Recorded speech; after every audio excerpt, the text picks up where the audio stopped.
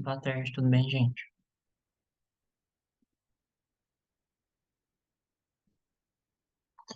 Vocês sabem quem é o moderador dessa sessão? Boa tarde, tudo jóia? Verdade. Tudo bem, Otávio? Eu sou aqui o assessor da sessão aqui. Daqui a pouco eu vou ligar minha câmera. O professor, ele é o João Luiz Passador, que é da USP mesmo. Ah, sim. Porque no e-mail que eu recebi tava falando que a gente tinha que se apresentar ao moderador para ele fazer o registro da nossa presença. Aí vai ser com você ou com o professor? Então vai ser comigo mesmo. Com você? Obrigado. Não preocupa não. Ainda tá cedo, né? São 4h30 que começa, mas a sala abre um pouquinho antes. Então quando entrar todo mundo aqui, eu já vou registrar a presença de vocês. Obrigado. Nada.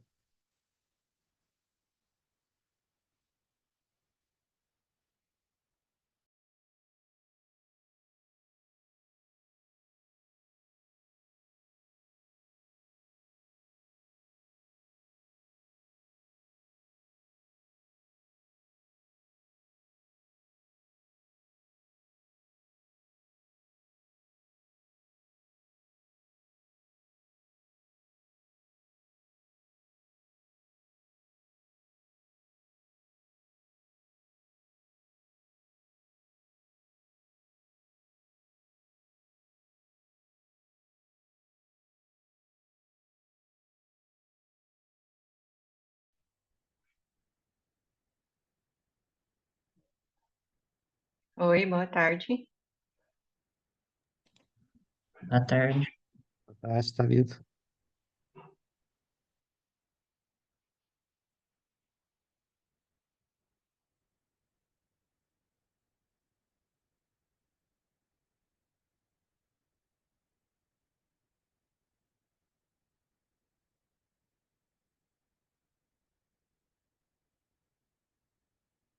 Boa tarde. Boa tarde, pessoal. Boa tarde, Ivan.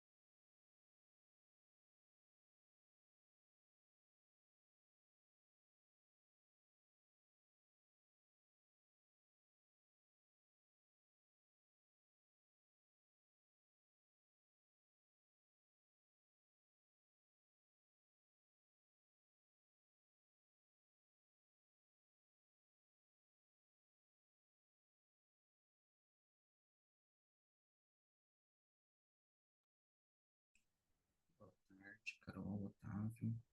Muito bem-vindos a todos. Vamos só aguardar mais um pouquinho, né? A sessão está marcada para as 4h30. E aguardar também o moderador chegar, a gente vai organizando.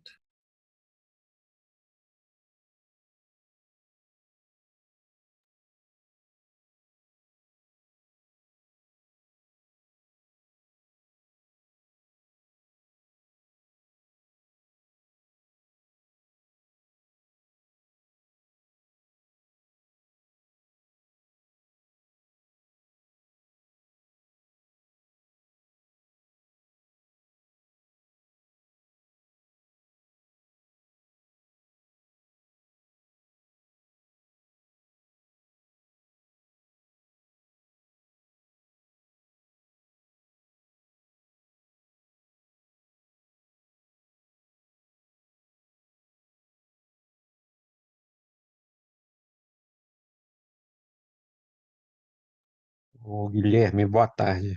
Deixa eu só falar uma coisa para você que eu me confundi um pouco aqui. Você até me perdoe. É que eu tinha lido que eu seria o assessor dessa sessão e você o suplente, né? É o contrário, né? Você é o meu suplente na das 6 horas, né? Perfeito. Ah, tudo ótimo então. Eu já até falei com o professor e era para ter entrado aqui faz uns 15 minutos, né? Mas provavelmente ele teve algum empecilho. Se você precisar de alguma coisa, eu vou ficar aqui mais uns minutinhos para te dar esse suporte, beleza? Eu falo com ele e tudo. Você tá mudo. Guilherme, você está mudo.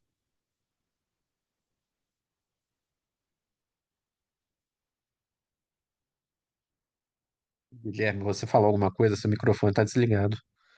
Ai, perdão, Ivan. Tranquilo. Não, obrigado. O professor não comentou nada que não participaria, mas para confirmar, às 6h você vai participar normal, né? Sim,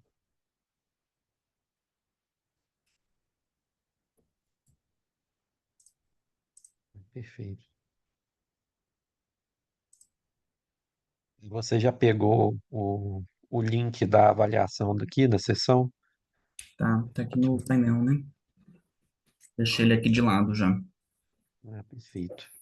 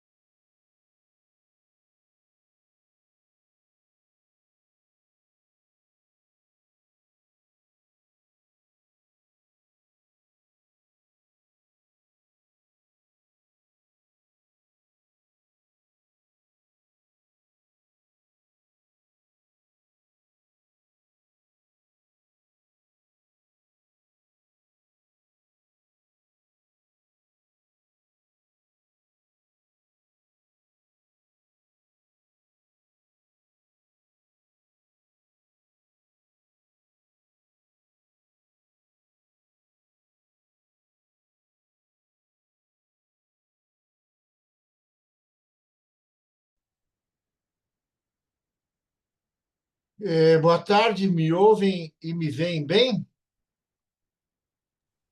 Sim, aqui tudo Sim? certo, professor. Boa Então, olha, tarde, Sim. Boa os tarde. nossos problemas já estão resolvidos.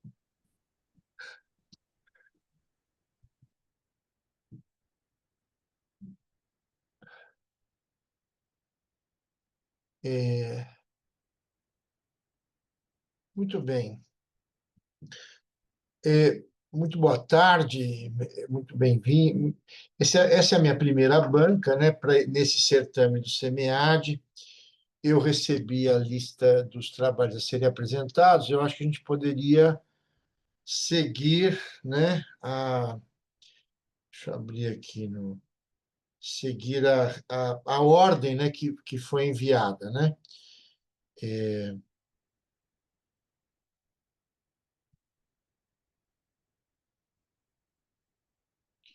Só abrir aqui para não perder a.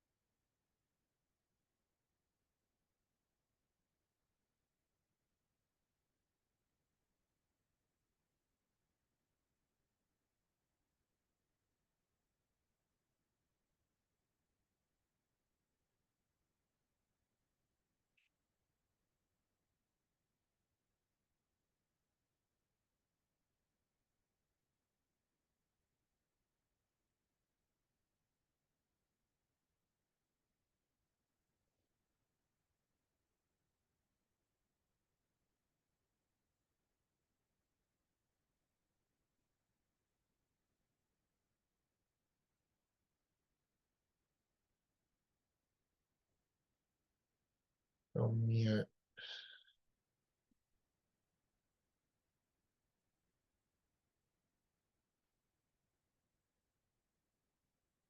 Muito bem.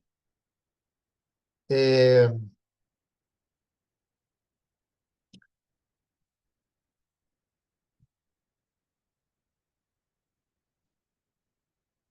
Então, pela minha ordem aqui, os trabalhos são análise sobre projeto piloto de implantação de programa de gestão de desempenho da Universidade Federal do Mato Grosso, depois análise multidimensional da qualidade da educação, depois assistência técnica, pesquisa sobre impactos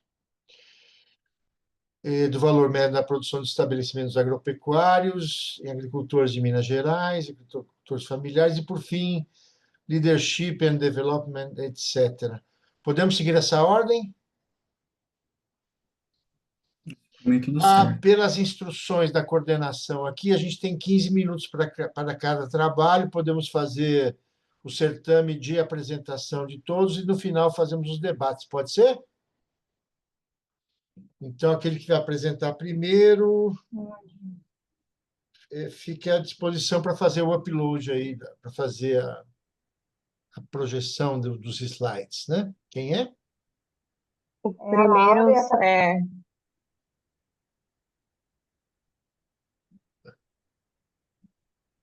Consegue ver? Laura. Oi, estou tentando compartilhar. Portanto, Laura. Aparece para vocês? Sim. Uhum. O primeiro trabalho vai apresentar eu, Thalita e a Laura. A gente tem que fazer a presença antes, isso? Ou já pode começar a apresentação?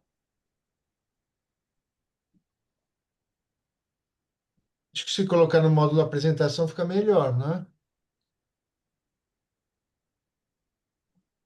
Porque aqui ele não aparece para mim. Você quer que eu compartilhe Agora, daqui, Laura? Ah, tá. Agora está ótimo. ótimo. Então tá. Podemos começar? Sim, por favor. Fique à vontade, a palavra é sua. Boa tarde a todos. Meu nome é Laura Dorileu. Eu, junto com a minha colega e coautora, Thalita Magalhães, nós apresentaremos um artigo, né, sobre uma análise sobre o projeto piloto de implantação do Programa de Gestão e Desempenho da Universidade Federal de Mato Grosso, a UFMT. E na introdução, né, a gente vai contextualizar, a gente trouxe aí uma contextualização rápida da gestão de pessoas, da gestão pública brasileira, que nas últimas décadas, vem passando por transformações significativas em busca de eficiência, transparência, maiores resultados, e essas mudanças foram intensificadas com a advento da pandemia do Covid-19 em 2020, né, que promoveu aí novas formas de trabalho, intensificou aí a conectividade, a modernização dos processos, e nesse cenário ganhou destaque temas como trabalho remoto, programa de desempenho, e surge assim, nesse cenário, né, nesse contexto, o Programa de Gestão de Desempenho, o PGD, que é uma estratégia inovadora voltada à modernização da administração pública e à consolidação da cultura de resultados. Então, nossa pesquisa, a pergunta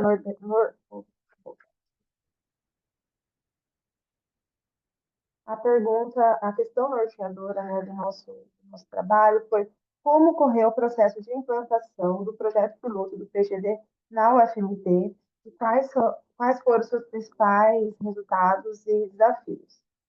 O objetivo O objetivo geral é analisar o processo de implantação desse projeto piloto, considerando aí os desafios enfrentados, estratégias adotadas e os resultados obtidos. E o escopo da pesquisa é investigar essa experiência vivenciada na FMT. A relevância vem da contribuição, né, para o aprimoramento aí da implantação do PGD em outras universidades, em institutos federais, e vivenciando assim esse potencial de transformação e inovação do programa.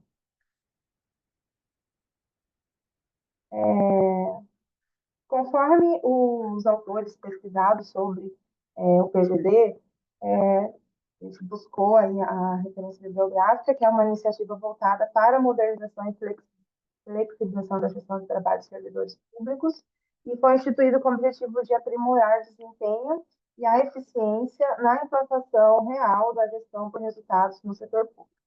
O próprio decreto que o instituiu, ele diz que é um instrumento de gestão que disciplina o desenvolvimento e a mensuração das atividades realizadas pelos seus participantes com foco na entrega dos resultados e na qualidade do serviço prestado à sociedade.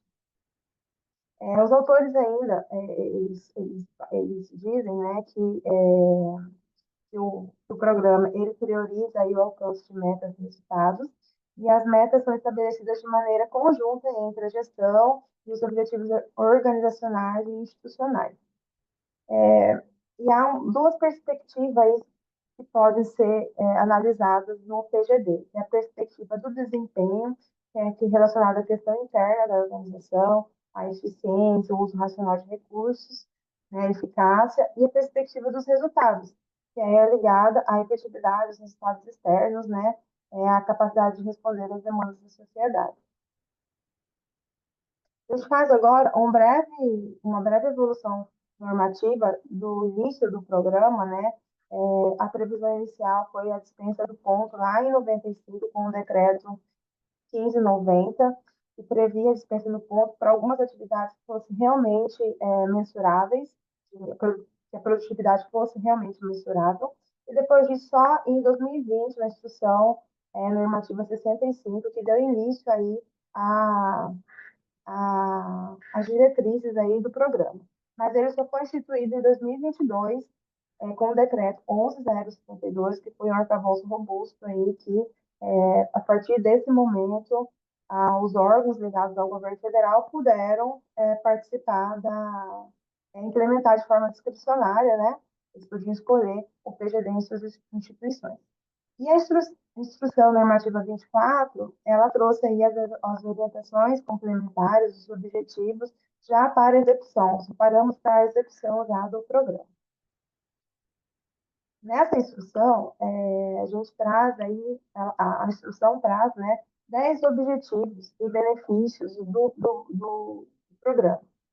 São promover a gestão orientada a resultados, estimular a cultura de planejamento institucional, otimizar a gestão de recursos públicos, incentivar a cultura de inovação, fomentar a transformação digital, atrair e reter talentos, contribuir para o dimensionamento da força de trabalho, aprimorar o desempenho institucional e individual, contribuir para a saúde e qualidade de vida dos servidores, contribuir para a sustentabilidade ambiental. Então, dentro desses 10 objetivos aí do programa, né, acarreta, consequentemente, os benefícios de redução de custos, qualidade de vida, de retenção de talentos, da questão da criatividade e inovação.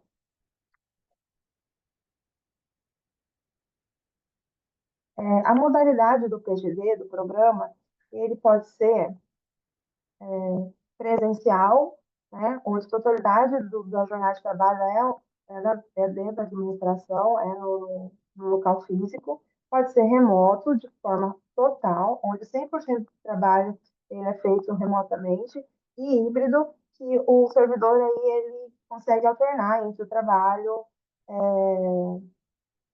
remoto, né, e na instituição. E vale frisar que o programa, ele não é um programa de teletrabalho. Tá? O teletrabalho é a modalidade, né, que pode ser adotada pelos participantes. E, independente dessa modalidade, o PGD existe a adoção de um sistema informatizado de acompanhamento e controle, dados dos planos de trabalho e das entregas. Passamos agora para os procedimentos metodológicos. Então, o nosso estudo ele foi feito de natureza qualitativa exploratória. Nós fizemos a análise bibliográfica dos documentos, análise documental, dos documentos da instituição, na análise documental, e uma entrevista estruturada. E a análise de dados foi análise de conteúdo. Essa entrevista estruturada foi feita com a responsável pelo projeto piloto na UFMT. Foram perguntas abertas e fechadas. E esse roteiro de perguntas, eles foram baseados em toda essa normativa, né, que a gente levantou, né, essas normativas do governo federal, com base nas características, benefícios e objetivos. A gente fez um roteiro com 4 eixos, que é o contexto geral, que é o início do projeto, né, critérios de escolha, resultados e riscos, a gestão eficiente, fala da transparência, da eficiência, o foco em resultado e a parte da tecnologia e inovação. E esses resultados agora a gente vai seguir com a minha colega Thalita, que está aqui na sala.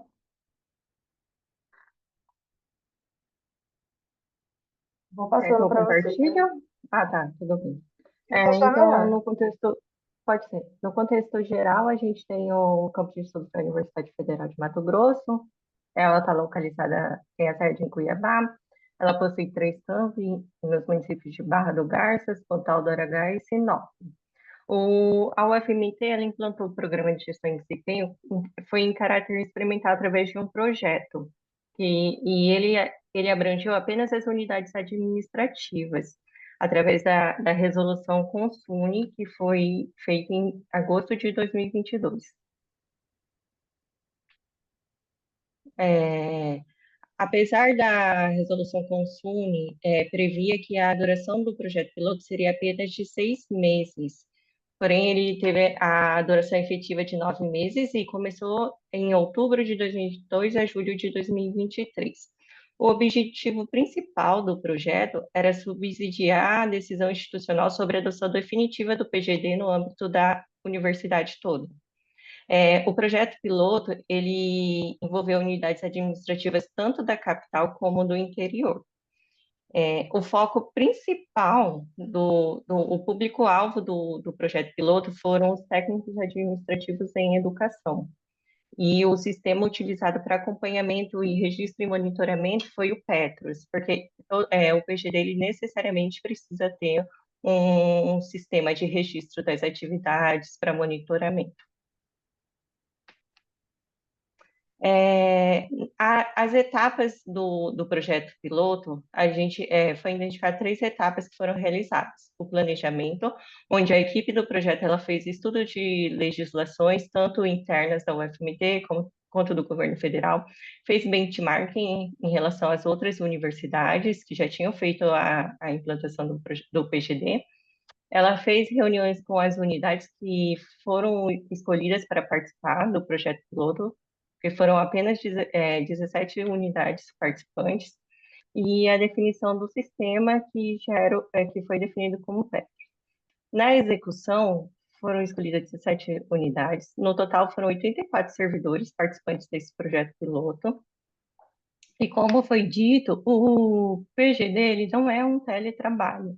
O teletrabalho é uma modalidade dentro do PGD, esse não é o objetivo principal dele. Então, os participantes decidiram, 69 decidiu pelo teletrabalho parcial, 23 no integral, 7,7 ali ficou no presencial. Entrou no PGD, mas preferiu continuar presencial na universidade. Aí foi definidos indicadores e metas por unidade. Essas definições de metas e indicadores foi feito em conjunto com as unidades. Não foi a equipe do projeto que definiu sozinha quais seriam os indicadores propostos para cada unidade. Depois passou para a etapa de treinamento sobre o PGD e o sistema Petros. No encerramento, foi feita a análise dos resultados, com base nos relatórios gerados pelo sistema Petros. Foi feita reuniões com chefias para avaliar se realmente houve a melhora no desempenho. E, por fim, o projeto piloto ele terminou fazendo uma minuta normativa de expansão do projeto piloto pela universidade, porque, com base no projeto, entendeu que os benefícios, apesar dos desafios encontrados, que a gente vai citar mais na frente, apesar desses desafios, os benefícios foram maiores do que os desafios encontrados durante a execução do projeto.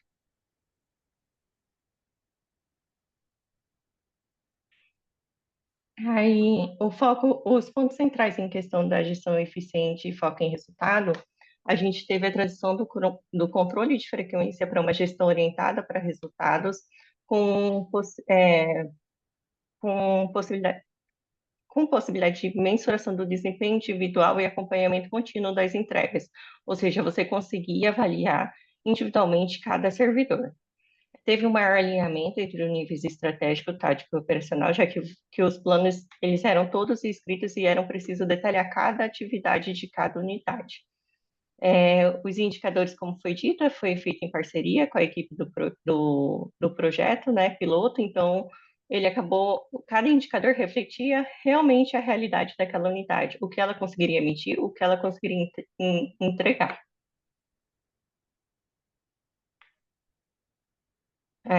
As métricas adaptadas, a equipe do projeto piloto que era responsável por esses registros, a consolidação e análise dos indicadores, ou seja, eles propunham para que as unidades trabalhassem os dados, mapeassem os processos que poderiam ser feitos indicadores, mas eles faziam a consolidação e a validação desses indicadores junto com a unidade. No final, foi feita a avaliação complementar através de questionário e entrevista com os participantes do projeto, para, além dos dados quantitativos, você poder comparar com uma percepção qualitativa também.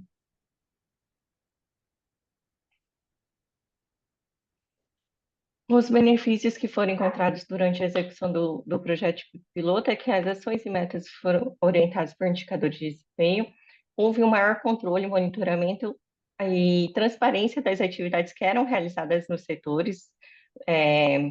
Os servidores, eles acabaram ficando mais organizados e focados em resultado, o que fortaleceu a cultura do planejamento dentro da universidade, para as unidades que estavam participando do projeto piloto.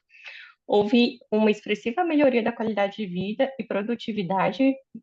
O que se notou é que houve uma redução dos atestados, uma maior regularidade do trabalho e economia para os servidores também, financeira.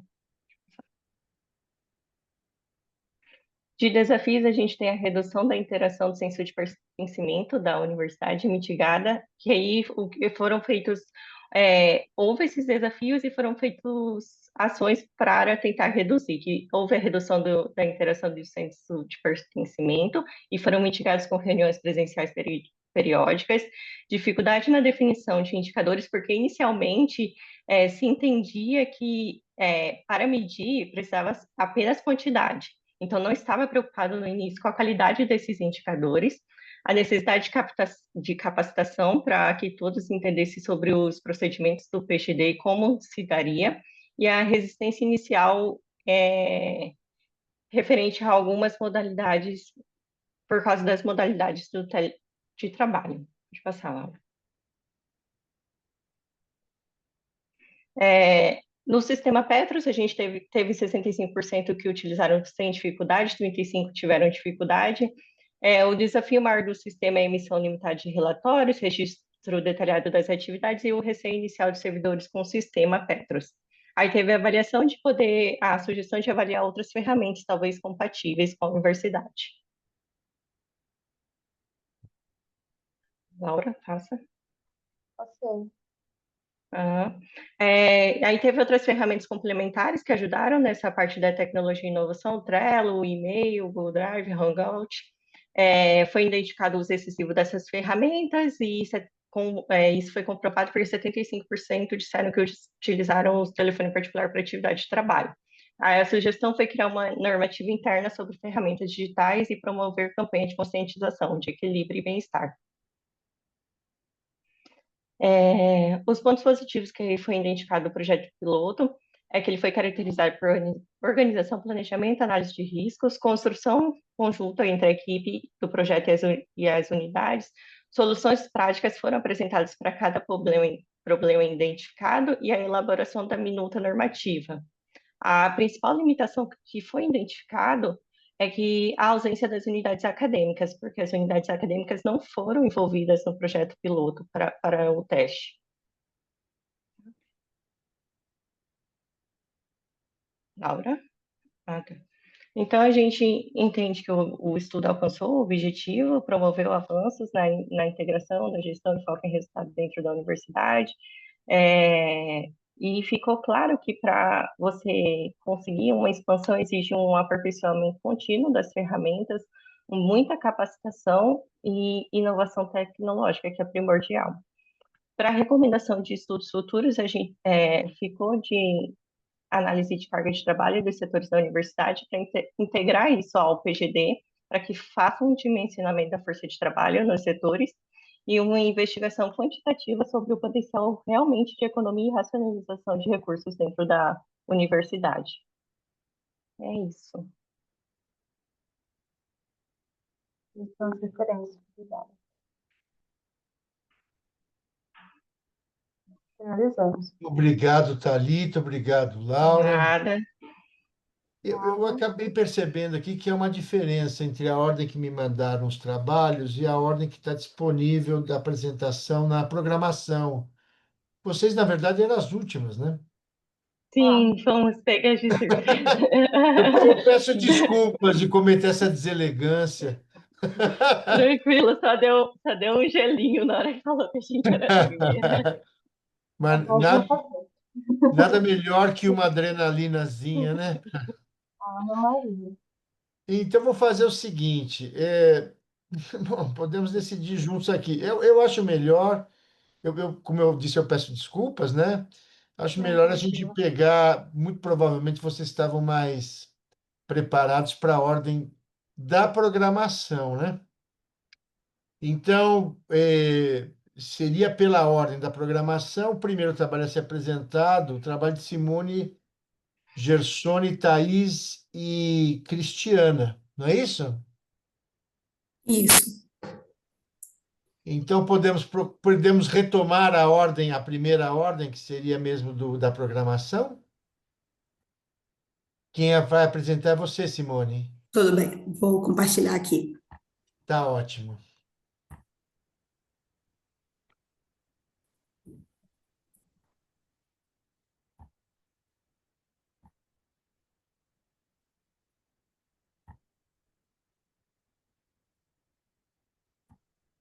Vocês conseguem visualizar?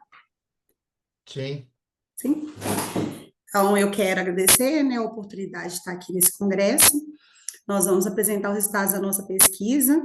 Eu sou mestra em administração pelo Centro União Horizontes. Tive a contribuição para esse artigo dos professores e doutores Gersone Tássio, Thaís Torres e Cristiana Muilder, tá? E nós vamos falar sobre a qualidade da educação básica no recorte da Superintendência Regional de Ensino de Sete Lagoas, analisando a qualidade multidimensional da educação básica. A educação é um direito fundamental consolidado na Constituição brasileira, e ela vem sendo explorada em vários congressos e conferências para garantir a qualidade desse direito. Embora a gente pense que seja tão básico, o cenário atual ainda existe muita avaliação tradicional. Ela vem deixando a desejar em alguns fatores essenciais que sustentam a qualidade do ensino. Diversos autores, eles têm uma lacuna na literatura, porque há estudos da qualidade da educação muito em nível superior. Então, na educação básica, que compreende os anos iniciais, os anos finais e o ensino médio, ela ainda é pouco explorada. Então, o nosso desafio maior é como avaliar essa educação numa abordagem multidimensional, além dos indicadores quantitativos do sistema, mas também identificando os pontos mais abrangentes da educação básica. Os resultados da educação, de um modo geral, eles revelam um descompasso da educação básica brasileira se comparado com os outros países. Resultados divulgados em 2023 pelo PISA, né, que é o Programa de Avaliação dos Estudantes, ele mostra que o Brasil está estagnado e abaixo da média dos outros países. O Brasil participa como membro convidado desde a primeira edição e os resultados não têm avançado muito, apesar de que o país tem políticas de melhorias para a qualidade da educação. Dentro dessas ações que o Brasil tem mobilizado, nós temos o plano, né, de metas Todos pela Educação, que foi criado em 2007. Dentro desse plano foi criado o IDEB, que é o Índice de Desenvolvimento da Educação Básica. Desde 2007, o IDEB tem sido utilizado como principal indicador e propulsor de políticas públicas da educação básica.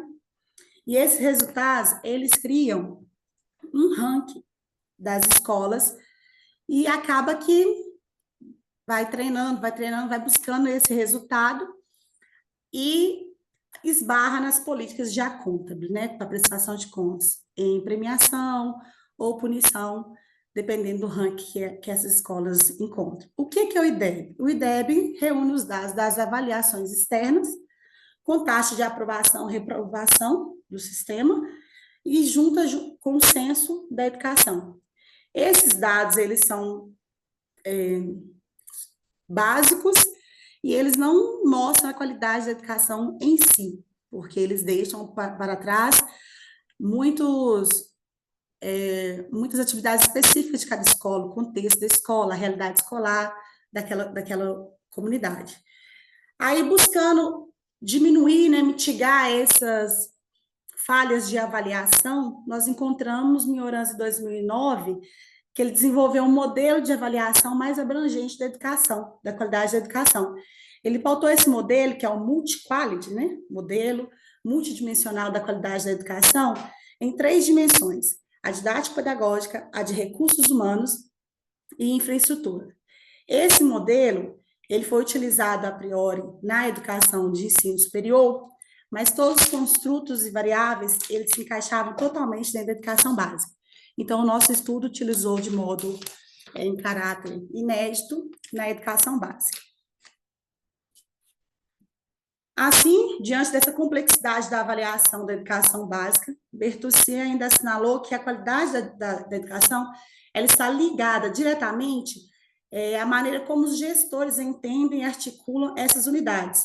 Vale salientar que Moraes também disse que uma gestão eficaz dos recursos disponíveis, aliada a uma organização escolar, possibilita melhoria nos resultados. Assim, o presente estudo tem como objetivo analisar a influência da efetividade de gestão da qualidade que compõe o modelo multi-quality nas dimensões didático-pedagógica, recursos humanos e infraestrutura,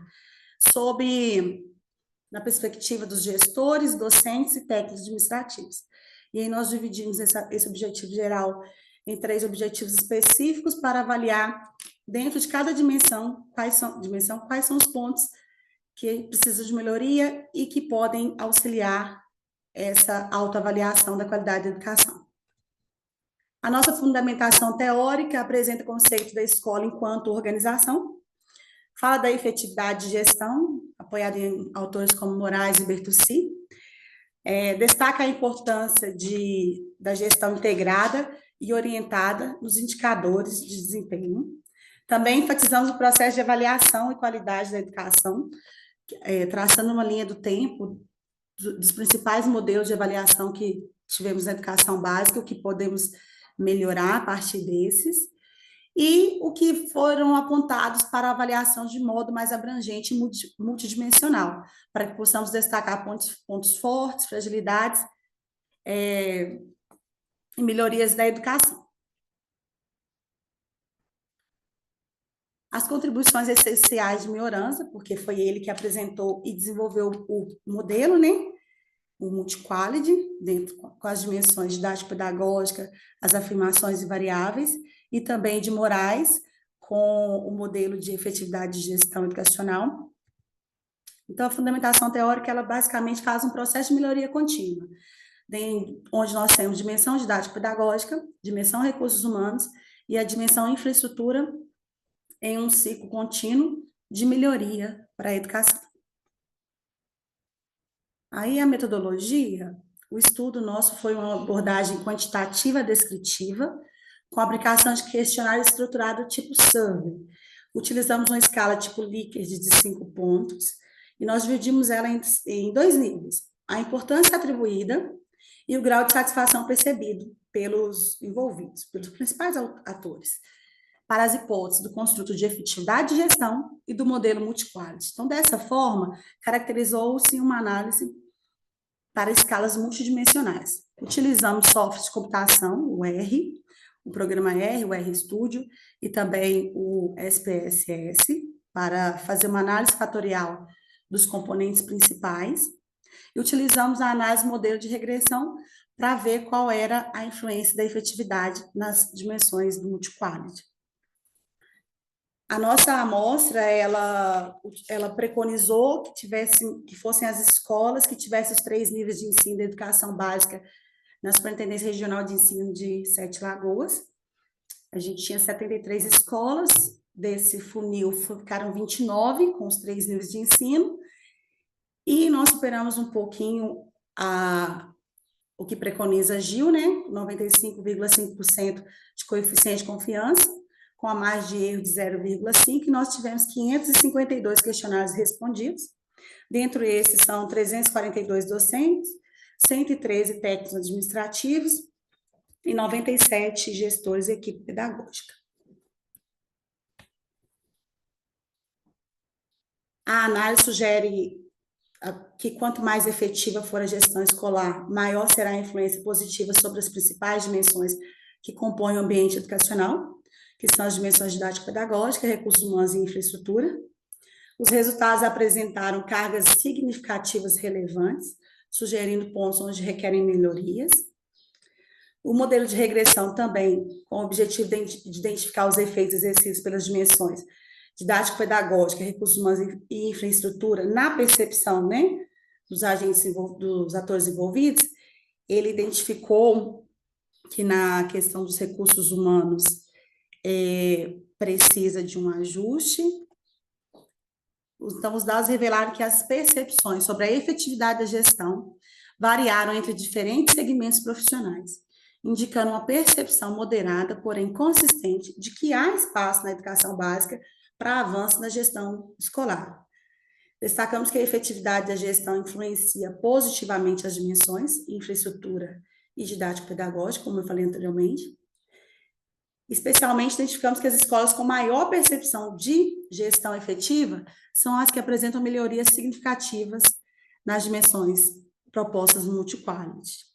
Além disso, os pontos relevantes que tiveram maior vulnerabilidade na questão de infraestrutura tecnológica, principalmente percebido no momento pós-pandemia, a formação continuada dos professores, que foram afirmativas do modelo didático da dimensão didático-pedagógica, evidenciaram áreas prioritárias para intervenções futuras. Então, eu agradeço a atenção de todos, eu estou à disposição também para perguntas e comentários, e que possamos juntos fortalecer a educação básica brasileira, né, pela avaliação da gestão, junto com as dimensões propostas no modelo multi-quality. Nós temos um objetivo de expandir, né, esse multi-quality para que ele possa avaliar com maior clareza a qualidade da educação básica. Obrigada.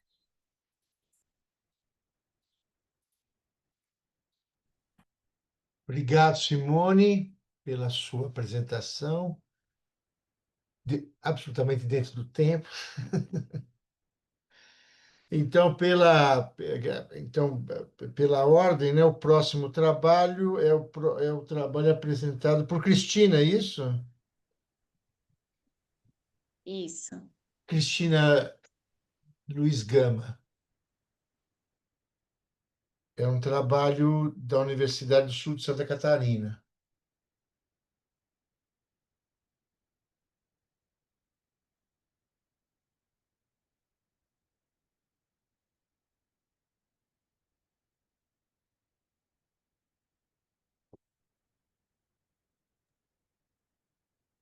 Olá, boa tarde.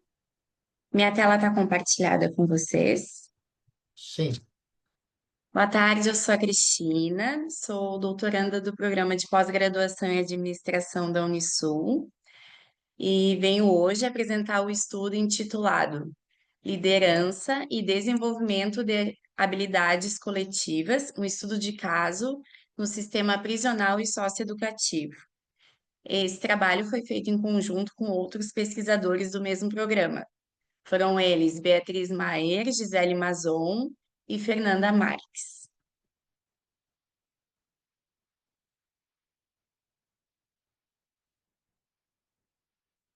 Bom, as organizações e a sociedade, elas passam por transformações aceleradas, que exigem uma revisão constante nas práticas de liderança. O desenvolvimento organizacional, ele é um processo contínuo, democrático e adaptativo. E nesse cenário, a liderança se torna um ponto de estabilidade. Mais do que um conjunto de traços individuais, a liderança ela é compreendida como um processo coletivo, envolvendo a interação, comunicação e influência mútua entre os membros da equipe. E é nesse contexto que esse estudo está inserido, buscando compreender a liderança em ambientes públicos complexos, como o sistema prisional e socioeducativo. A respeito da liderança, esse estudo adota a perspectiva de que as competências organizacionais não são apenas individuais, mas são coletivas. Nascem de uma interação e da cooperação entre os membros das equipes. Com base na teoria da visão baseada em recursos, entende-se como um diferencial competitivo das instituições públicas o potencial coletivo de suas equipes. Assim, essa pesquisa, então, ela busca compreender como o líder influencia o desenvolvimento dessas competências na academia de administração prisional e socioeducativa, identificando, assim, as estratégias, práticas e estilos de liderança que favorecem a aprendizagem e o desempenho coletivo. A questão da pesquisa é: como o líder influencia o desenvolvimento de competências coletivas em equipes de trabalho? O objeto de estudo, então, foi a Academia de Administração Prisional e Socioeducativa do Estado de Santa Catarina. O objetivo geral do estudo foi compreender a atuação do líder no desenvolvimento de competências coletivas na ACAPS. Trago um pouco da evolução dos estudos sobre a liderança. Como já comentei, a liderança é um fenômeno em constante evolução. Inicialmente, ela era entendida como controle e poder, concentrada na figura do executivo que tomava as decisões. Com o passar do tempo, as pesquisas elas começaram a ponderar o comportamento do líder e o papel do contexto, reconhecendo assim que a eficácia também depende do contexto situacional. Entre os anos de 1970 e 1990, houve a inclusão da percepção dos liderados e o reconhecimento que não há um único estilo de liderança. Já a partir do século XXI, o olhar sobre a liderança se ampliou, incorporando, além dos aspectos já mencionados, aspectos éticos, emocionais, relacionais, como empatia, humildade e autenticidade.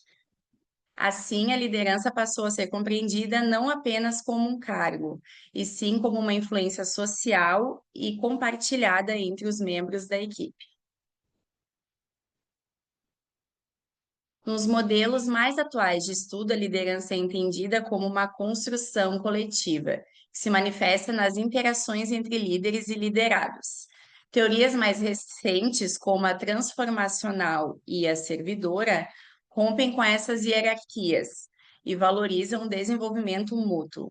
A transformacional inspira e motiva, enquanto a servidora coloca o bem-estar das pessoas no centro da gestão.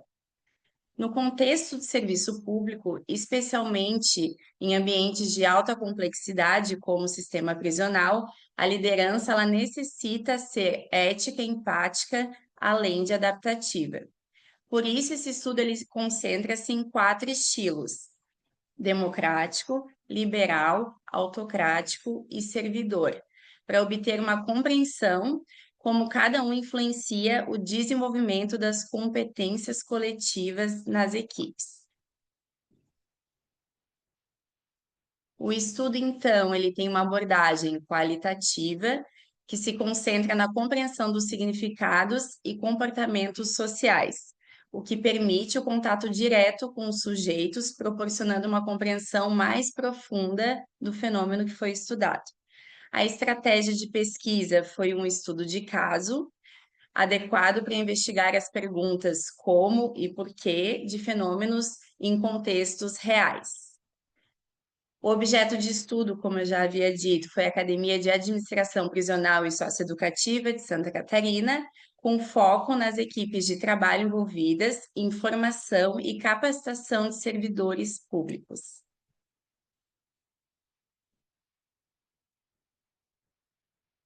A coleta de dados, então, foi realizada através de entrevistas semi-estruturadas com 9 servidores da academia, entre eles policiais penais e agentes socioeducativos, que possuíam experiência direta com a liderança. As entrevistas, então, seguiram um roteiro de entrevistas e foram analisadas com base na técnica de análise de conteúdo, de Bardan, o que possibilitou, então, identificar padrões, recorrências e percepções. A análise foi conduzida de forma dedutiva, ou seja, com categorias previamente definidas a partir da teoria, o que garantiu uma coerência maior entre o referencial teórico e as evidências coletadas em campo.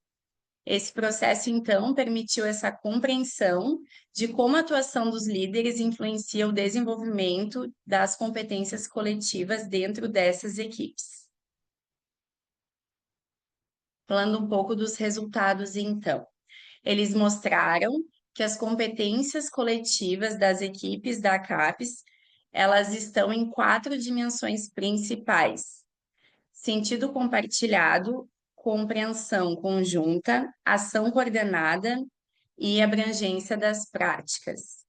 Entre as competências mais fortes, destacam-se a colaboração e o comprometimento, que são sustentadas por relações de confiança, comunicação aberta, além do propósito público.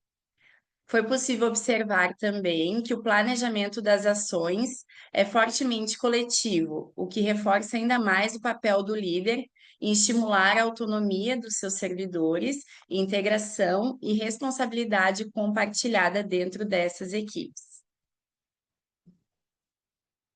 A pesquisa, então, confirmou que o líder, ele é o principal articulador das competências coletivas e que as equipes com maior integração e confiança apresentaram líderes que valorizavam o diálogo, a empatia e a autonomia dos servidores. Foram também identificados 6 fatores que sustentam essas competências. E entre os estilos de liderança, os mais eficazes foram o democrático e o servidor, ambos centrados nas pessoas, na escuta e na construção coletiva dos resultados.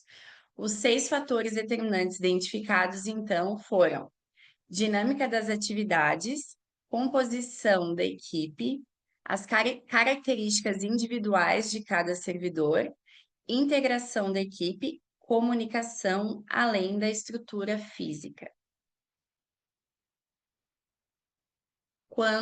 Do ponto de vista teórico, quanto às contribuições teóricas, esse estudo ele visou a ampliação da compreensão sobre a liderança, como ela fomenta as competências coletivas, especialmente no setor público.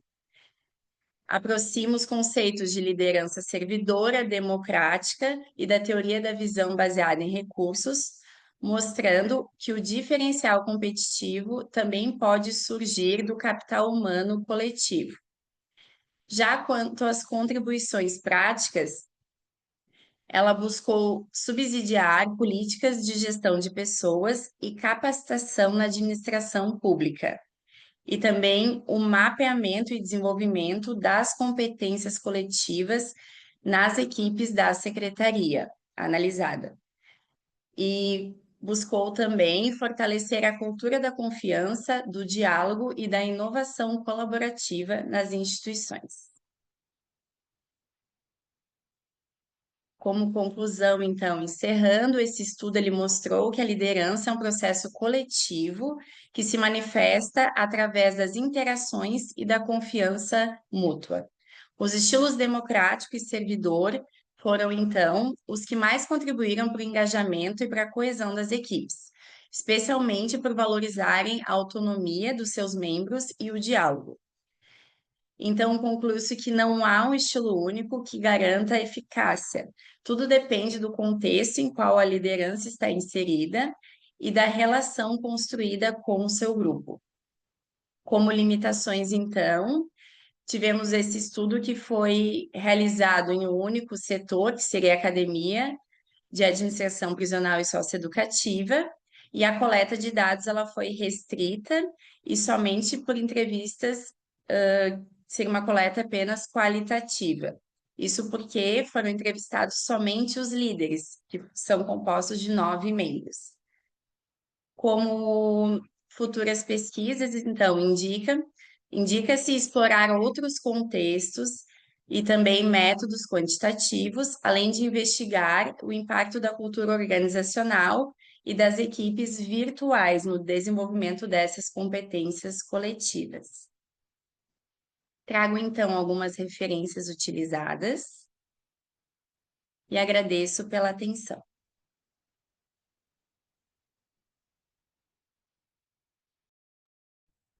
Excelente, muito obrigado, viu, Cristina? E partimos então agora para o último trabalho, pela minha conta aqui, eu acho que vai ser o Otávio apresentar isso, né? Sim, boa tarde, professor. Boa tarde, Boa tarde, pessoal. Otávio, tudo bem? Tudo bem, vocês? Vocês estão vendo em tela cheia? Não, Agora está? não ainda.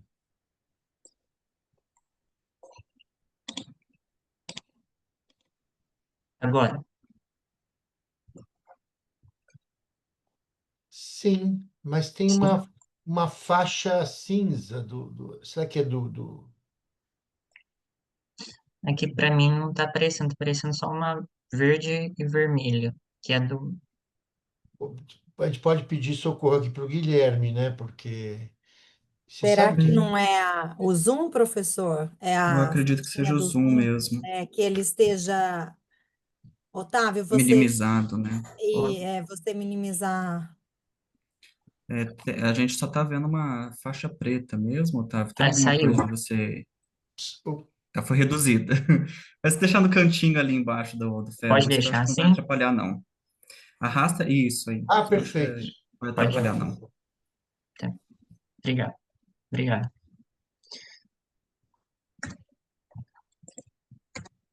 Boa tarde, gente. Eu vou apresentar um trabalho, sou um dos autores do trabalho que vai ser apresentado. Esse trabalho é intitulado como Assistência Técnica, uma pesquisa sobre os seus impactos no valor médio da produção dos estabelecimentos agropecuários dos agricultores familiares do estado de Minas Gerais.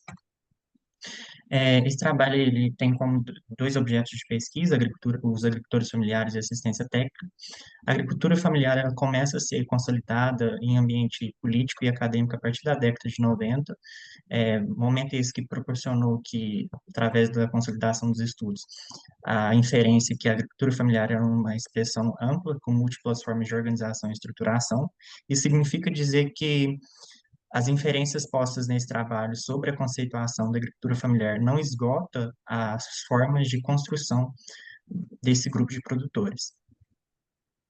E como forma de delimitação e realização do estudo, coloca-se que a agricultura familiar se forma essencialmente através da relação entre trabalho, família e propriedade.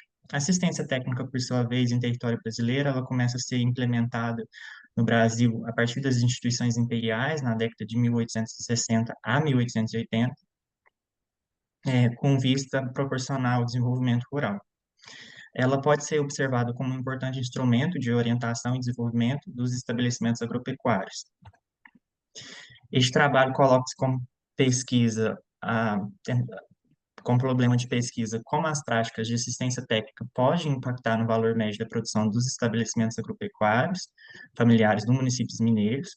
Como objetivo geral, propõe-se analisar as contribuições da assistência técnica para a produção da agricultura familiar do Estado de Minas Gerais, e como objetivos específicos, propõe-se avaliar o impacto da utilização da assistência técnica sobre o valor médio da produção dos estabelecimentos agropecuários com produção dos agricultores familiares dos municípios mineiros e também identificar, para além da assistência técnica, quais outros fatores influenciam no aumento do valor médio da produção desses estabelecimentos. A justificativa da realização da presente pesquisa se dá a partir da identificação na literatura que, no período de 2006 para 2017, houve uma redução de 3,06 pontos percentuais no uso da assistência técnica entre os agricultores familiares.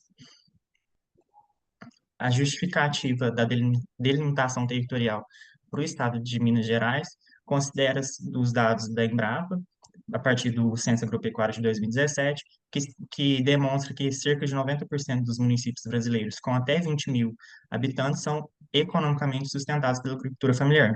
Quando observado o estado de Minas Gerais, constata-se que 667 dos 853 municípios, que corresponde a aproximadamente 78%, possui uma população com até 20 mil habitantes, e, portanto, entende-se que grande parte da população economicamente ativa no estado de Minas Gerais depende diretamente da agricultura, justificando o recorte territorial. A metodologia da presente pesquisa, ela se dá a partir de uma natureza de pesquisa quantitativa, com abordagem descritiva, utilizando a técnica estatística da regressão linear múltipla. A base de dados que utiliza para modelagem da regressão linear múltipla os dados do Censo Agropecuário de 2017, disponibilizados pelo Instituto Brasileiro de Geografia e Estatística, e também os dados disponibilizados pelo Índice Mineiro de Responsabilidade Social, que são realizados pela Fundação João Pinheiro. Todos os dados possuem referência ao ano de 2017, o que garante padronização do período, comparabilidade entre as variáveis e consequência temporal e estatística. A ferramenta utilizada para a modelagem da regressão linear múltipla é o software Stata, que é um software estatístico e econométrico projetado para trabalhar com grandes volumes de dados. A regressão linear múltipla é uma técnica estatística utilizada para investigar a relação entre as variáveis dependentes e múltiplas variáveis independentes, Trata-se de um instrumento analítico poderoso que é capaz de identificar diferentes tipos de relação de dependentes entre as variáveis. E Hoffman reforça que compreender as relações, essas relações é essencial para avaliar os efeitos que uma variável exerce sobre a outra, que pode fortalecer, assim, a análise empírica dos resultados. A estrutura da modelagem. Foi utilizado duas variáveis explicativas, variáveis independentes, e uma variável dependente, que seria o valor médio da produção dos estabelecimentos. A amostra, o tamanho da amostra de observações foram utilizados 826 municípios, né, dos 853, que constituem o estado de Minas Gerais, e os 27 municípios que foram excluídos são excluídos através da própria modelagem da regressão linear múltipla no software STAR, porque elas não apresentavam consistência estatística, o que comprometeria a confiabilidade dos resultados caso não fosse excluído. A tabela 1, ela apresenta a estatística descritiva sobre as variáveis do modelo. Aqui eu passo de forma breve, porque o nosso foco principal é o resultado da regressão linear múltipla. Mas de modo que a gente consiga discutir um pouco sobre as variáveis presentes, a gente pode discutir sobre o valor médio da produção, que é a primeira variável, e o número de estabelecimentos que recebem assistência técnica. Quando a gente observa o desvio padrão sobre a média do valor médio da produção, a gente consegue identificar que há uma alta variabilidade dos dados, o que indica que os municípios mineiros, quanto ao valor médio, possuem altas diferenças. E isso pode ser confirmado através do valor mínimo e máximo. Quando a gente observa o valor mínimo e máximo do valor médio da produção, a gente identifica que há estabelecimentos agropecuários com produção com valor médio da produção de R$ 3.528,12, enquanto há estabelecimentos agropecuários com uma produção de R$ 262,25,90. Então, a gente consegue observar uma grande discrepância entre os valores, entre os estabelecimentos. O mesmo, a priori, pode parecer que a assistência técnica ela se diferencia quando a gente observa um desvio padrão sobre a média, mas quando a gente olha o valor mínimo e máximo, a gente consegue observar que há municípios que nenhum estabelecimento agropecuário recebe assistência técnica, quando a gente encontra o valor de zero. E há municípios que em quase todos os estabelecimentos agropecuários recebem assistência técnica, quando a gente identifica 0,99. Esses são os resultados da modelagem da regressão linear múltipla.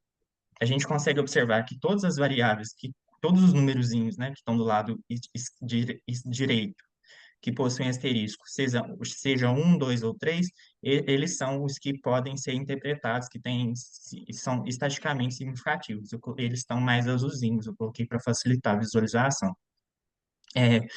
A partir dos resultados da regressão linear múltipla, a gente consegue observar que o principal objetivo desse estudo foi respondido, né? A assistência técnica, ela influencia o valor médio da produção do estabelecimento agropecuário, sendo que os estabelecimentos que recebem assistência técnica possuem uma capacidade de aumento produtivo do valor médio de R$ 23.946,99. Os estabelecimentos que recebem financiamento do tipo investimento possuem um aumento de R$ 24.855,52. A área ela influencia também sobre o valor médio, com 0,11 centavos.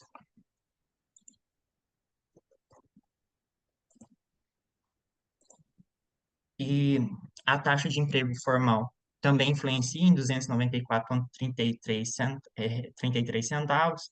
O número de estabelecimentos com veículos também influencia no valor médio, com 33.762,52 centavos, e a taxa de urbanização em 113,18 centavos. As considerações finais. A regressão linear múltipla demonstrou que a assistência técnica exerce influência positiva sobre o valor médio da produção dos estabelecimentos, né? E esse trabalho parte do pressuposto de que o aumento da produção reflete em melhores condições de vida dos produtores, pois impacta diretamente na remuneração e renda familiar. Dessa forma, a assistência técnica deve ser compreendida como uma ferramenta estratégica para o fortalecimento da agricultura familiar e desenvolvimento rural. Em como resultados específicos, a gente consegue responder também que a presença da assistência técnica está associada ao crescimento do valor médio da produção agropecuária e que, para além da assistência técnica de extensão rural, há outros fatores que podem influenciar positivamente o valor médio da produção, sendo o recebimento de financiamento do tipo investimento, a área total, a taxa de emprego, a quantidade de veículos presentes no estabelecimento e a taxa de urbanização do município. As limitações da pesquisa, a gente consegue observar que, tendo em vista que os dados disponibilizados possuem magnitude municipal, a gente não consegue trabalhar com as especificidades dos estabelecimentos agropecuários. Então, isso é uma limitação do estudo. A referência temporal também de 2017 pode gerar uma defasagem na análise das realidades atuais. Mas isso pode ser justificado, porque o último censo agropecuário que teve foi o de 2017, o próximo só vai ocorrer em 2027, podendo os dados ser divulgados só posteriormente.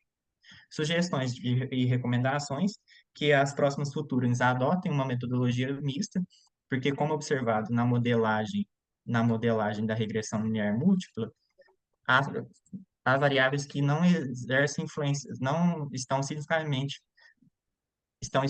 significativas, mas a gente recomenda que seja feita a pesquisa quantitativa para poder verificar se isso realmente não tem influência. E as políticas públicas devem ser criadas ou aprimoradas metodologicamente considerando o território de sua implementação, pois o estado de Minas Gerais possui várias especificidades. Essas são algumas das referências utilizadas para a construção desse slide. E obrigado. Muito bem. Obrigado, Otávio, pela sua apresentação. Estamos aqui absolutamente dentro da expectativa de tempo, né? Bom, eu queria mais uma vez saudar a todos, né?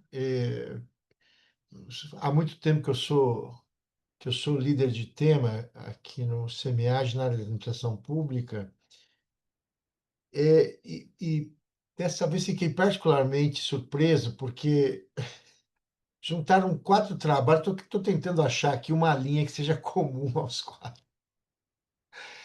E realmente é porque assim, não é o líder de tema que decide como é que você junta os trabalhos, né? Quem junta os trabalhos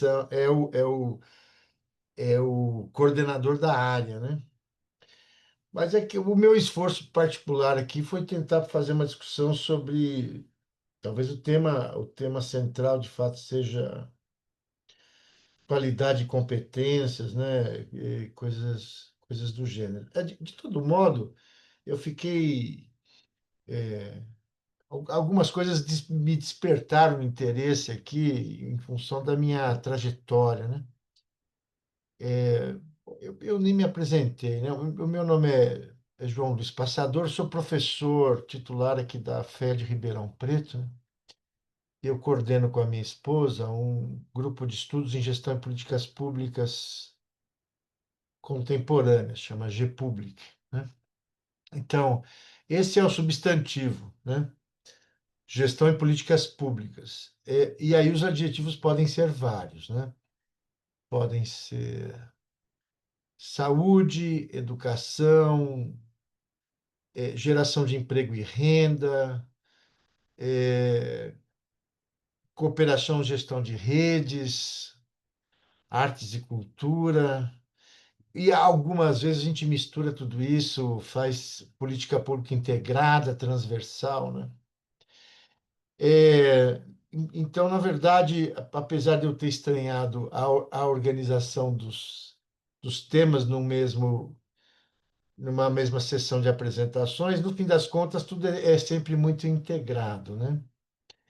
Então, eu vou fazer alguns comentários, né, e eventualmente algumas perguntas, e eu vou seguir a ordem das apresentações. Então, o primeiro trabalho da Laura e da Thalita, né,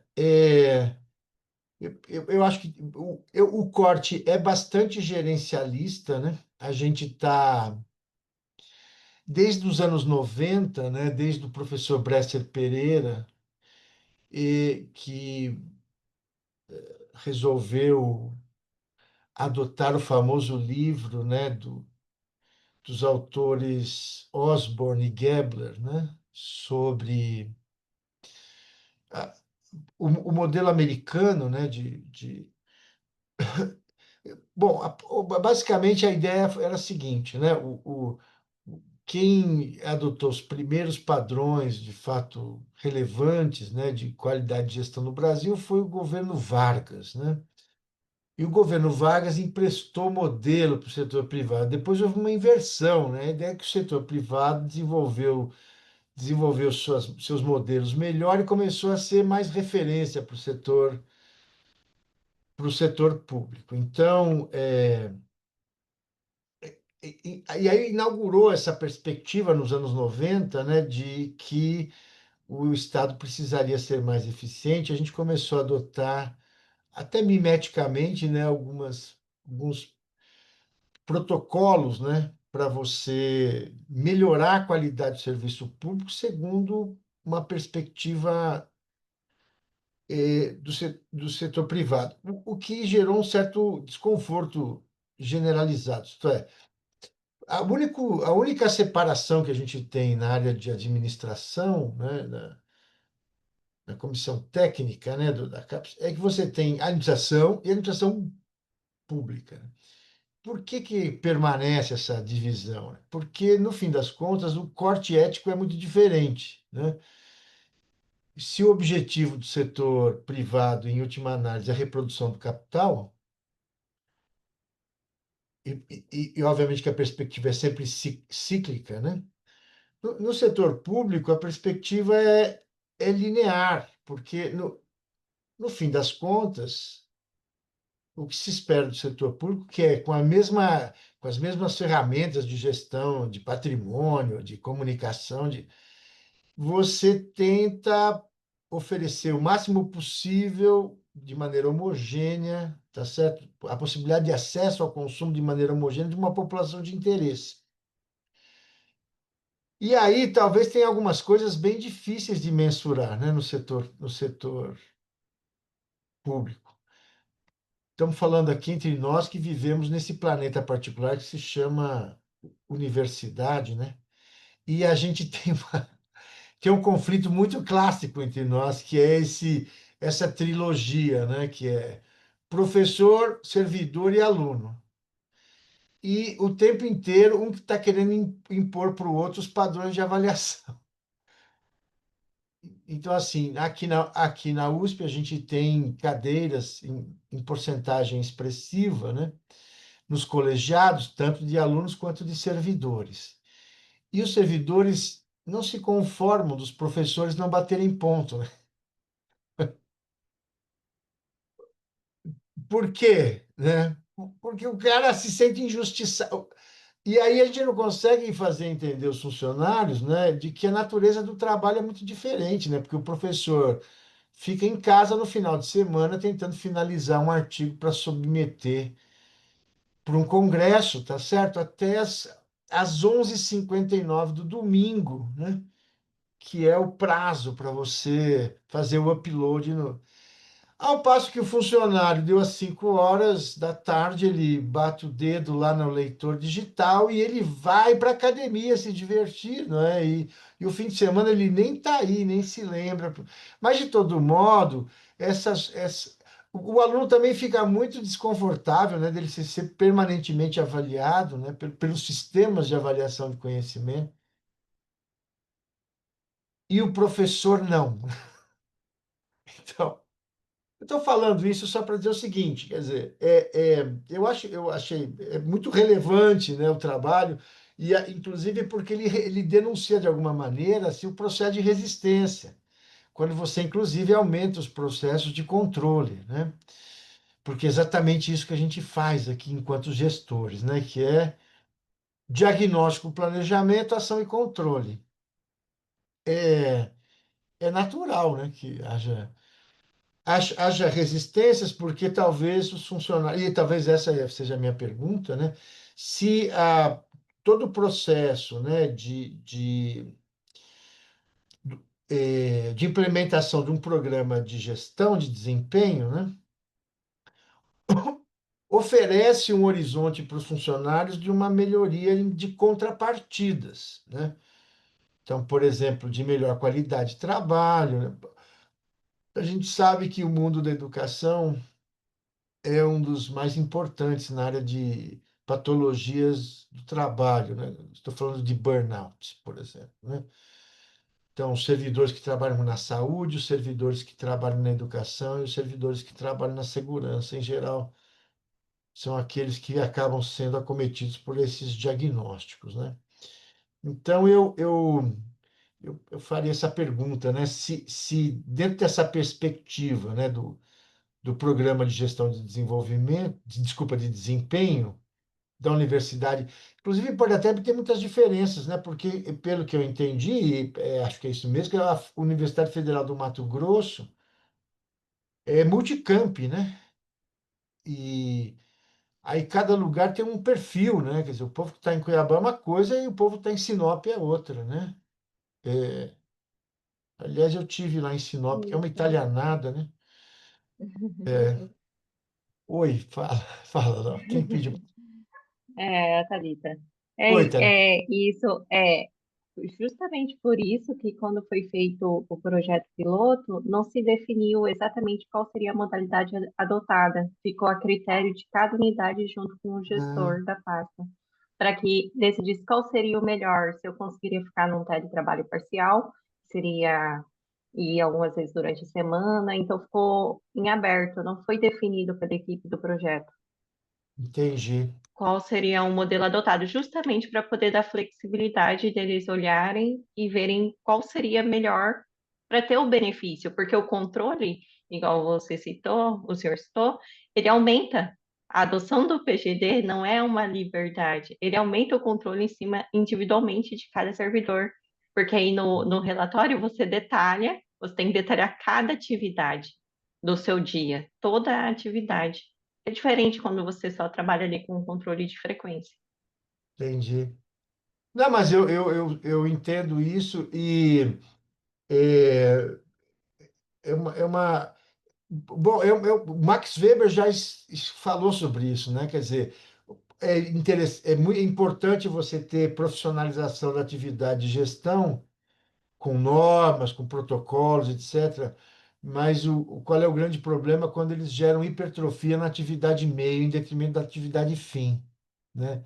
Então, esse é um fato típico que o gestor. Então, acho muito bom isso que você me falou, porque, no fim das contas, como é um piloto, né, você tem que dar a liberdade mesmo para o gestor produzir uma racionalidade para, no final das contas, tomar decisão sobre que modelo vai adotar, né? Então, o trabalho, de fato, tem muita contribuição nesse sentido, né, e pelo qual eu parabenizo, né? Bom, seguindo aqui a minha administração, né, o trabalho apresentado pela Simone. Nossa, essa é uma luta eterna, né? A gente, no nosso grupo aqui, tivemos dois projetos grandes no Observatório de Educação, cada um deles durou 5 anos, né? Um foi sobre custo-aluno e um foi sobre educação no campo. E essa discussão, então, por que que existiu o Obeduc? Porque o INEP produz dados de maneira abundante, precisa, microdados. A gente é bom em produzir bancos de dados, mas é meio ruim no Brasil em trabalhar com eles, né?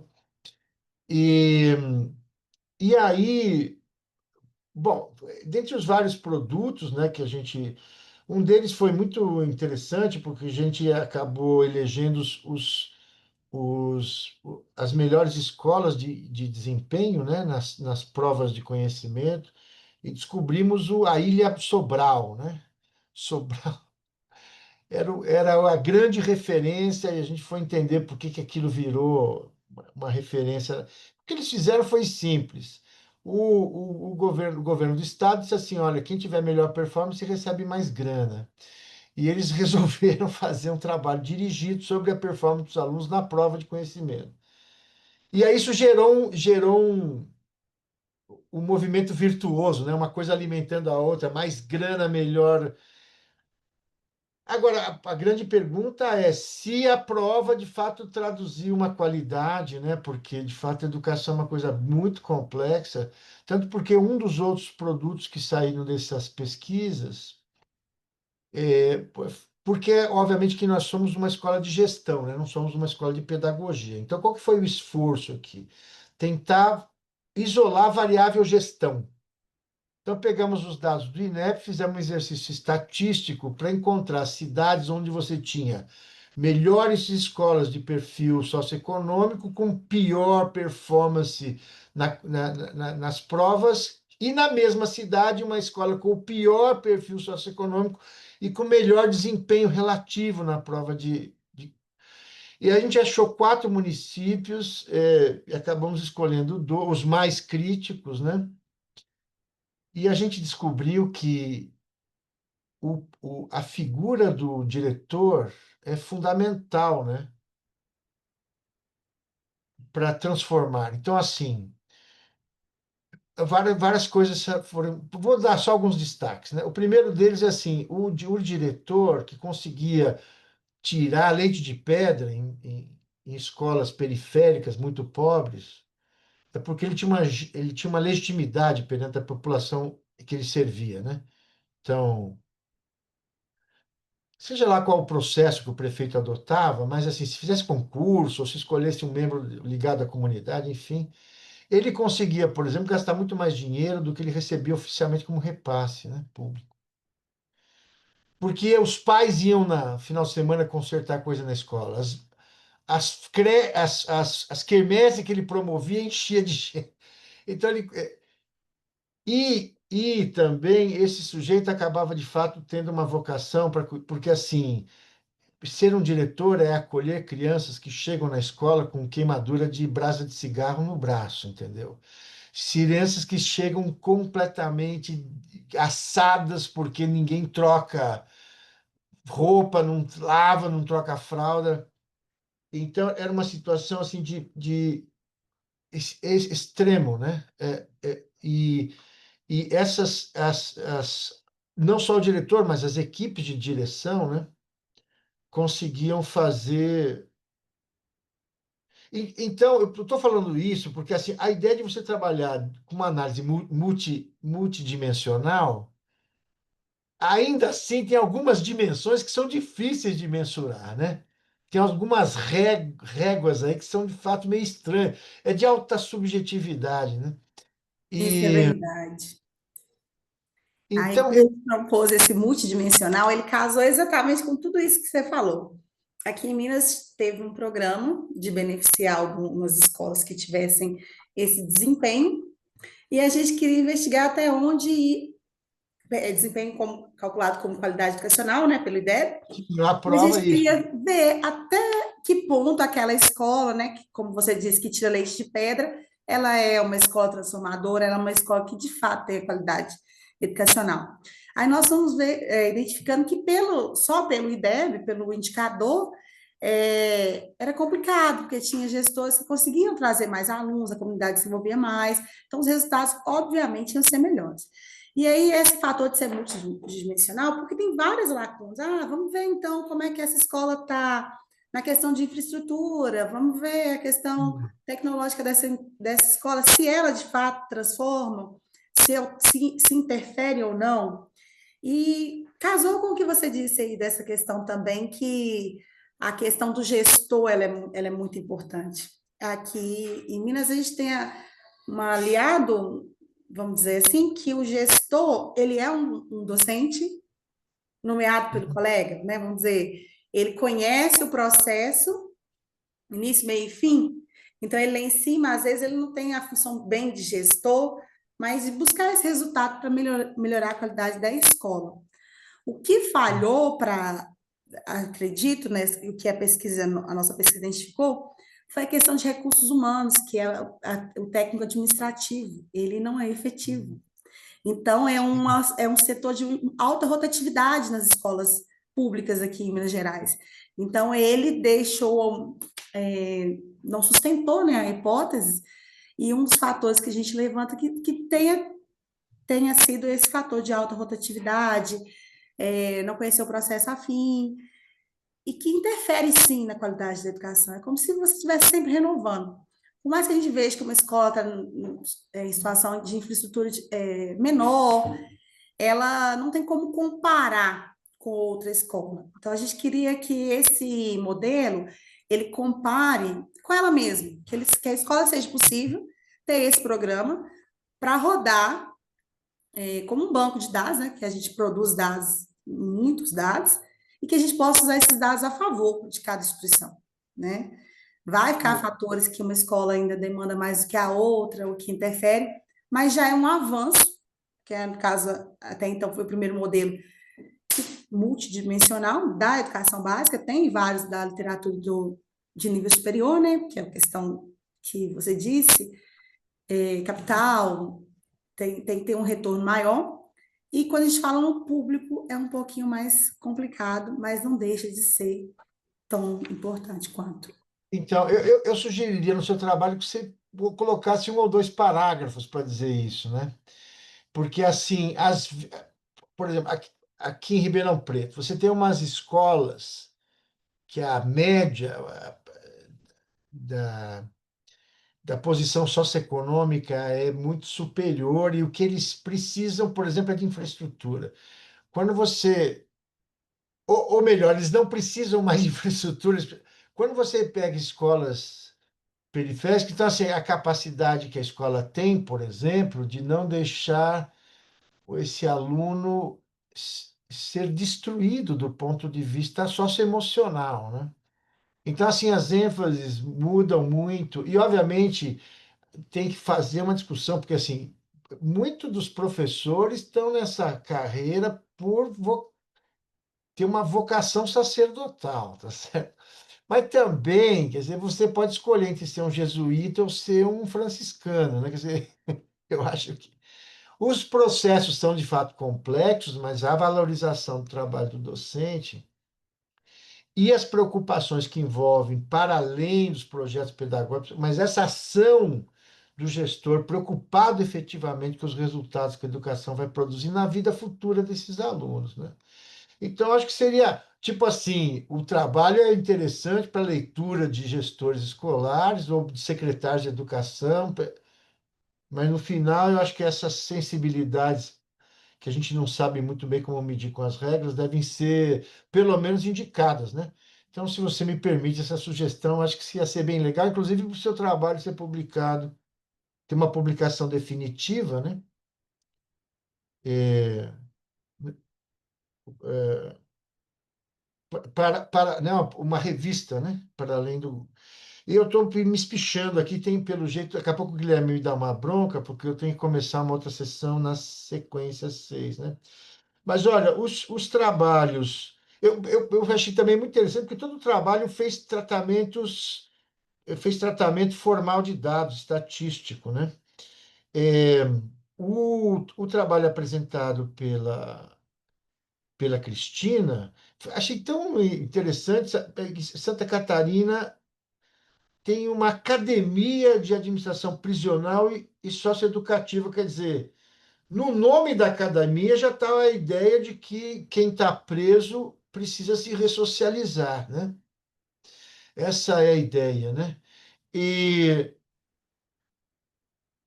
eu fiquei muito curioso para saber, na verdade, da comunidade toda que está envolvida, né? Porque no final das contas, eh, você fez uma discussão sobre liderança, né? E eu sou adepto total, né, dessa perspectiva que liderança é um fenômeno situacional, né? Então, assim, eu sou professor de epistemologia, né? Sou muito adepto à escola metodológica da epistemologia, desculpa, da fenomenologia. Então, essa ideia de que a realidade é uma realidade construída, né, pela interação dos sujeitos. Então, pela intersubjetividade, né? É, e E aí eu fiquei imaginando aqui todo mundo envolvido, né? Depois, como é que não só os agentes penitenciários, mas os próprios presos, né? As famílias dos presos, né? Porque no caso do Brasil, o Brasil tem uma das maiores populações prisionais do planeta. E a gente tem gestão muito distinta, né? Algumas penitenciárias no Brasil são verdadeiros sistemas de tortura. Quer dizer, se alguém comete um ato infracional pequeno e vai preso, ali ele vai ter, de fato, uma escola de, para, né, para se tornar um criminoso dos piores, né? Então, assim, a lei diz que a pena é exclusivamente uma pena de restrição de liberdade, né? Então, não está incluído no pacote você apanhar, você ser contaminado por tuberculose, tá certo? Você ser sodomizado, a pena não é essa, é estritamente restrição de liberdade, que já é horrível, né? Não é da natureza humana você perder a liberdade, né? Então, se você tenta introduzir no sistema uma lógica que reconhece isso, né? Que reproduz, né? Tem uma justa observância sobre o preceito constitucional, de fato pode servir de modelo para todo o resto do Brasil, né? Nos seus sistemas prisionais estaduais, né? É, fica em Florianópolis a escola, é isso, Cristina? Isso, fica em Florianópolis. Só Entendi, por porque curiosidade, eu sou, além de ser pesquisadora, eu sou policial penal também. você é o case, então, é isso, né? Que legal, tá falando com o case ao vivo. Exatamente. Agora deu Mas para entender. atualmente eu não trabalho na ACAPS, eu trabalho em uma unidade prisional, em uma coordenação no setor administrativo. Mas eu tenho contato, sim, com todo o processo de ressocialização, e a ACAPS ela é voltada para a capacitação dos servidores. E também, Entendi. por curiosidade, né, Santa Catarina é o estado modelo na questão do sistema prisional. Então, nós É. já somos referência perante ao Brasil. Eu fico muito feliz de você relatar a experiência, né? E que a função da ciência é essa mesma, né? E a gente aqui pretendendo ser ciência, que é a administração. Então já nem preciso recomendar nada, porque já tá. Eu acho que o seu artigo é muito competitivo, né, do ponto de vista da publicação definitiva. Bom, e para finalizar, pô, olha, tinha tanta coisa para te falar, meu.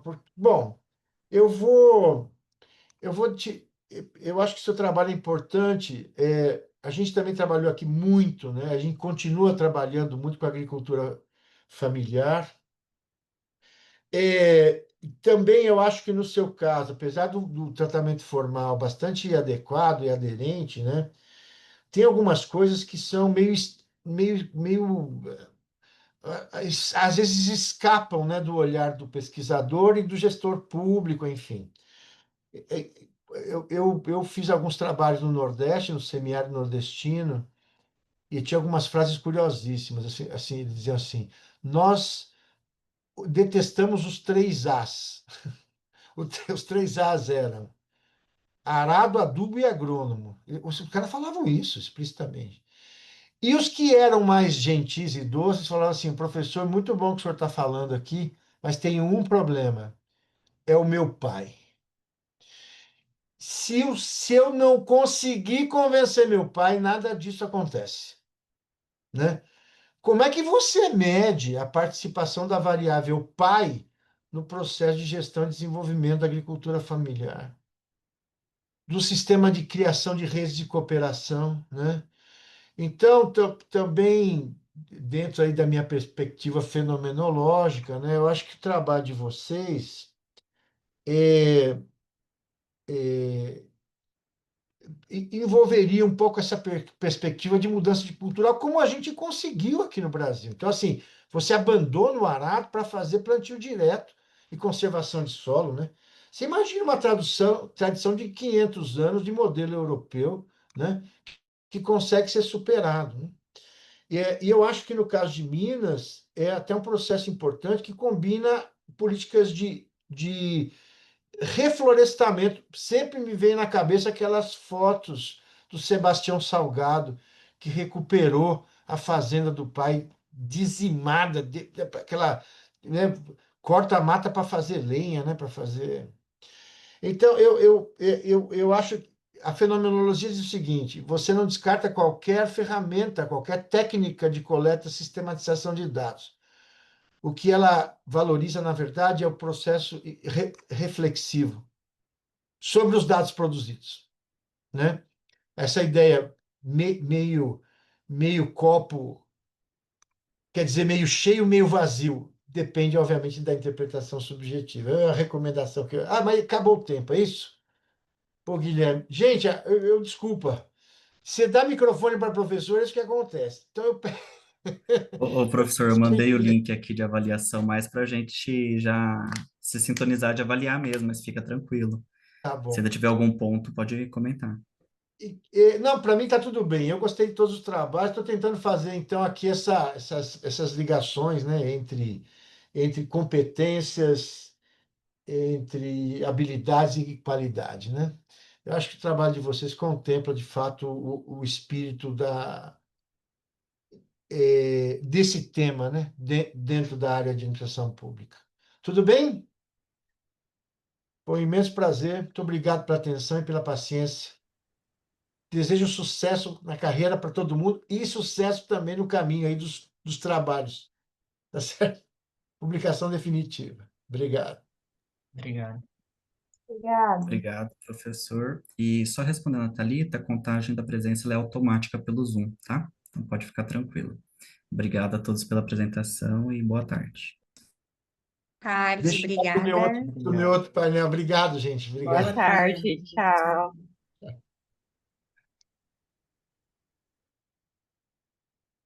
Vamos ver agora que eu tenho. O Guilherme, você já partiu? Eu querendo aqui assistência total, hein?